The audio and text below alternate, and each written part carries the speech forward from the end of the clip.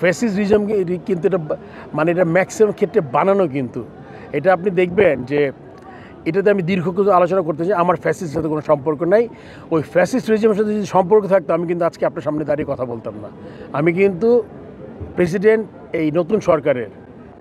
So এটা কিন্তু আপনাদের বুঝতে হবে, নতুন সরকার যদি আমাকে দেখে যদি বিন্দুমাত্র কোনো সংশ্লিষ্ট থাকতো আমার, তাহলে কিন্তু আমি এখানে আসতাম না। এই জায়গাটা ক্রিকেট বোর্ডের প্রেসিডেন্টের অনেক ধরনের ইন্টারেস্ট আছে এখানে, তো তারা হতে পারে।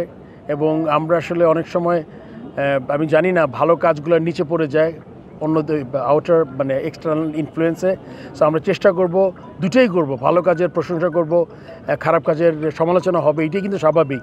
কিন্তু মাঝে মাঝে ভালো কাজগুলো নিচে চাপা পড়ে যায় এই খারাপ কাজের ভিড়ে। সো আমরা চেষ্টা করব, আপনাদের কাছে অনুরোধ থাকবে, বিকজ আপনারা যদি সত্যিটা তুলে ধরেন এবং আনবায়াসলি কাজ করেন, আমার মনে হয় যে এই মানে যেই মানে আননেসেসারি সমালোচনা যাতে আমরা মুক্ত হতে পারি, এটা আমার সবার কাছে রিকোয়েস্ট থাকবে। কেন আমি এমন একজন মানুষ, আমি সবসময় বলি যে আপনারা যদি গঠনমূলক সমালোচনা করেন সেটা কিন্তু অ্যাকসেপ্টেড, কিন্তু কিছু বিষয় আছে মানে আননেসেসারি করা আর কি। সেটা আমি আশা করবো যেটা না করলেই ভালো। আর আমরা মেইন ফোকাসটা সরে যায়, তাইলে আপনি যদি ক্রিকেটের যে মেইন ফোকাস, আমার দায়িত্বটা কী বাংলাদেশ ক্রিকেটকে এগিয়ে নিয়ে যাওয়া, ওগুলাতে যে আমাদের ত্রুটিগুলো আছে ওগুলো আমরা তুলে ধরার চেষ্টা করবো প্রথম, তারপরে বাকি কাজ। আমরা সবসময় মনে করি যে আপনি যদি টেস্ট ক্রিকেট কেন বলি, লঙ্গার version is real test of your character temperament. So সেটা কিন্তু আপনি দেখবেন অনেক দেশ আছে অন্য ফর্মেট অনেক ভালো করলেও এখন কিন্তু টেস্ট ক্রিকেটে খুবই তলানিতে। আমি যদি নাম নাও করি আপনারা বুঝে যাবেন যে কারা এখন। সো এইটাতে ভালো করার জন্য কিন্তু নির্দিষ্ট পরিকল্পনা, আপনার অবশ্যই ভালো কন্ডিশনে ম্যাচ খেলা এবং প্লেয়ারদের সুযোগ সুবিধা বৃদ্ধি করা।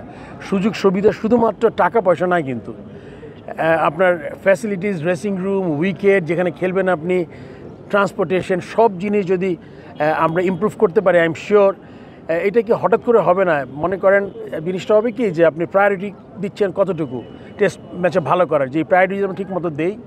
আর এখন আমাদের দেশে আপনি মনে করেন একটা ছোটোখাটো ট্রানজিশনে চলছে, কিন্তু আমাদের 3, 4, 5টা অনেক এক্সপিরিয়েন্স প্লেয়ার কিন্তু চলে যাচ্ছে। এটা কিন্তু যে কোনো দেশের ক্ষেত্রে এই ইয়েটা তৈরি হয়, কিন্তু সেই ক্ষেত্রে যদি যারা পূরণ করবে তারা যদি ঠিকমতো আমরা তৈরি করতে পারি তাদের, তাহলে কিন্তু এই আপনার যেই যারা টপ প্লেয়ার মাঝে মাঝে রিটায়ার করবেন, একটা স্বাভাবিক প্রক্রিয়া। কিন্তু আমাদের নজর রাখতে হবে যে আমাদের পাইপলাইনটা আমরা ঠিকমতো এগিয়ে দিতে পারছি কিনা, এটা খুব ইম্পর্টেন্ট।